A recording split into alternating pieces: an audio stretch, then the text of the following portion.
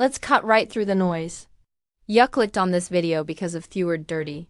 You expect a list of cheap tricks. A set of Forbidden's TechnoQuest will supposedly unlock some secret part of her. But I'm going to tell you right now, that's not what this is about.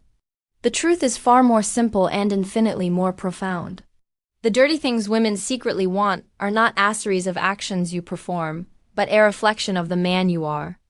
It's about tapping into a primal energy, a raw, authentic core of masculinity that modern society has tried to shame, suppress, and civilize out of existence.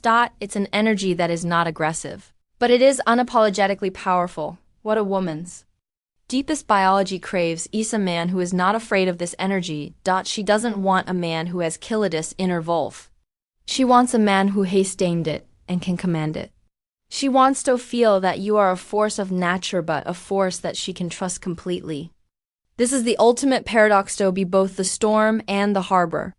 And the ancient Stoics, the masters of thiner world, understood the key to this paradox better than any modern dating coach ever will. They understood that to control the world around you must first become the undisputed master of world within you. This isn't about learning what to do in bed. It's about learning who to be. So, society presents you with two fundamentally broad models of masculinity. First, you'll have the tamed man. This is the classicness guy. He's a ghost in his own life, constantly seeking approval and terrified of taking up space. In the bedroom, he is apologetic. He asks for permission at every turn. Is this okay? Do you like this? Not out of genuine care, but out of a deep-seated fear of rejection. He hands her the emotional and physical leadership, and then he is crushed with confusion when she feels no spark, no polarity, no raw attraction for him. He has been told that this is what it means to be a good man. Yet, he feels hollow and unsaid. On the other end of the spectrum is the timid man. He mistakes aggression for strength and impulse for freedom. He is a slave to his own appetites and ego. In the bedroom, he is forceful but not present, driven by a need to prove something to himself. He thinks dominance is about being loud, rough, and selfish, creating an atmosphere of anxiety, not arousal. He is a chaotic fire, burning everything it touches without purpose or control. Both of these men are failures. One is a slave to her opinion, the other is a slave to his own passions. But there is a third path, the path of the Stoic. This is the path of the tempered man. He is not a med. He is tempered like steel forged in fire. He has faced his own inner chaos, his own desires, his own darkness, and he has mastered it.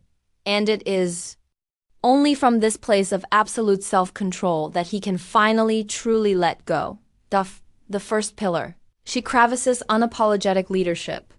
Imagine you are walking with her through a crowded, chaotic street. The tamed man would ask, "Which way should we go?"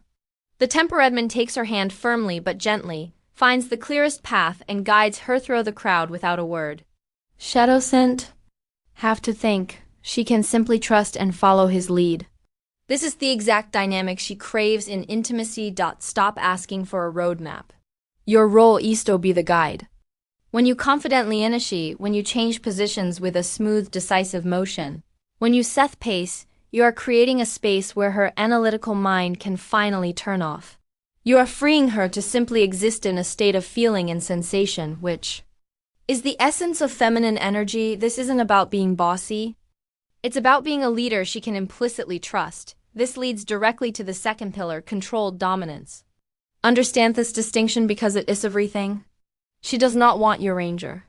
She wants your strength. There is a universe of difference. Anger is a loss of control. Strength is the very definition of control. Any man can lose his temper.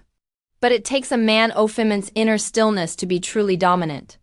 When you pull her hair, it shouldn't come from a place of frustration, but from a place of calm, possessive focus. When you press her into the mattress, your eyes shouldn't filled with rage, but with unwavering presence.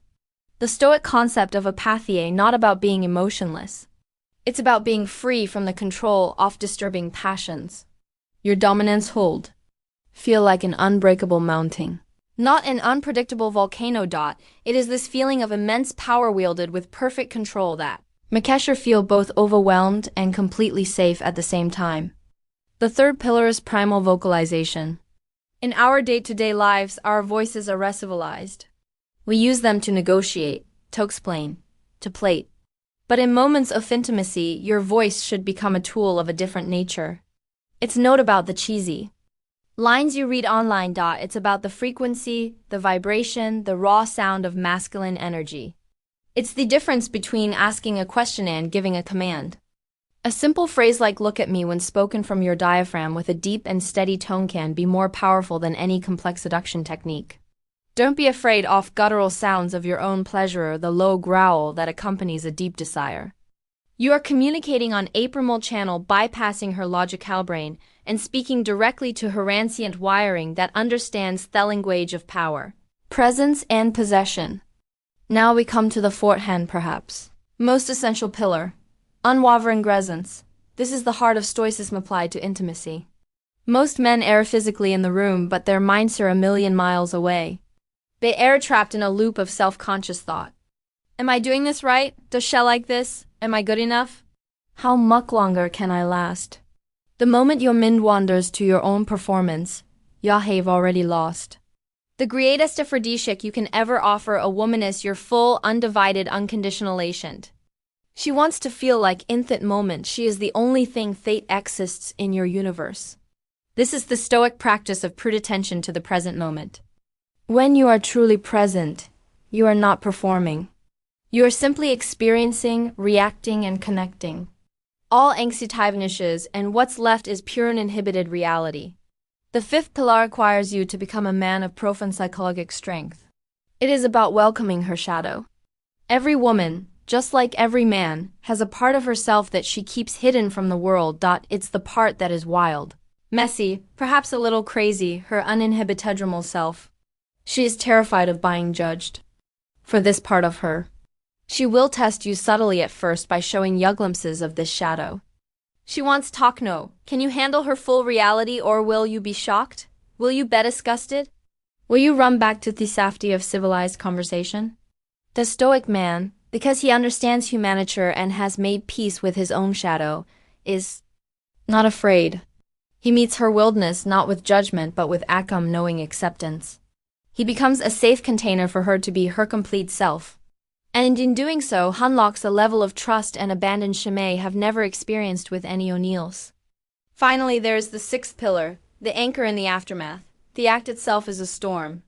It's a powerful release of energy, emotion, and vulnerability. Many men make the mistake of thinking it's over when the storm passes. But for her, the moments immediately following are where the truth is revealed. The needy man immediately starts seeking validation. Was that good for you? The avoidant man rolls over and emotionally disconnects, retreating into his own world. The tempered man, however, remains. He is anchor. He doesn't need her validation. Nor does he run from the intimacy. He holds her. His breathing is steady. His presence is just as strong in the quiet as it was in the chaos. He's the lighthouse that is still standing. It's light, calm, and steady after the waves have crashed. This nonverbal communication tells her that his strength wasn't a performance. It is core of who he is. So do you finally see the pattern? Do you see the thread that weaves all of these pillars together? This was never about a checklist of dirty things. The leadership, the dominance, the vocal commands, the presence, they are not the script. They are merely the shadow cast by the man who is standing in the fire. You have been trying to learn the script without ever developing the character. What she craves is not the action of leadership, but the presence of a leader. She doesn't desire the act of dominance. She desires the deep feeling of safety that comes from being with a man who has achieved absolute self-mastery. Every pillar is a direct external manifestation of an internal Stoic virtue. Unapologetic leadership comes from knowing your own values and purpose. Controlled dominance is the physical expression of mastering your own emotional impulses. Unwavering presence is the result of practicing rigorous mindfulness, of refusing to be slave to the anxieties of the past or future. Welcoming her shadow comes from a rational, judgment-free, understanding human nature. You can't fake this.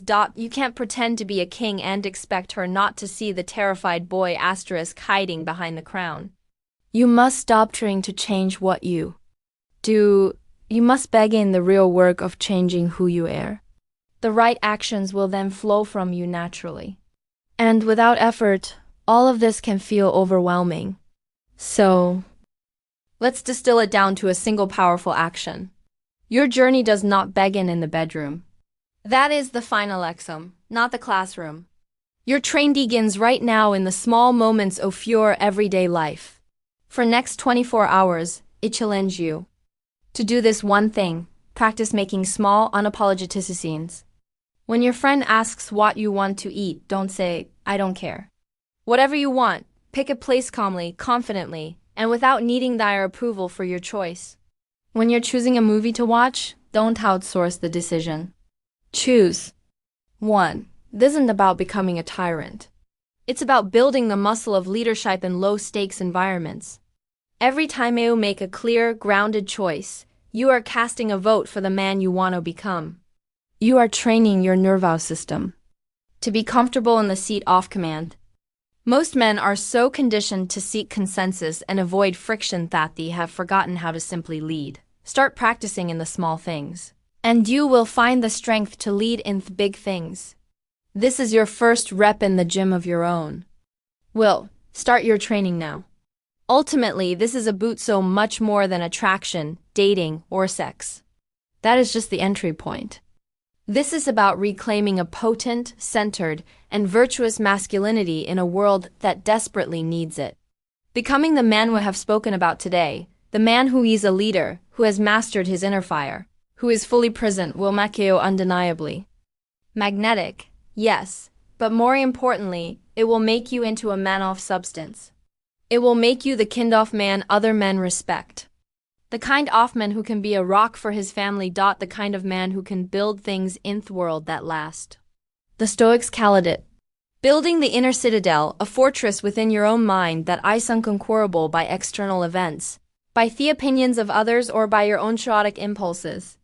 When you build that citadel first, your life begins to reflect its strength and order.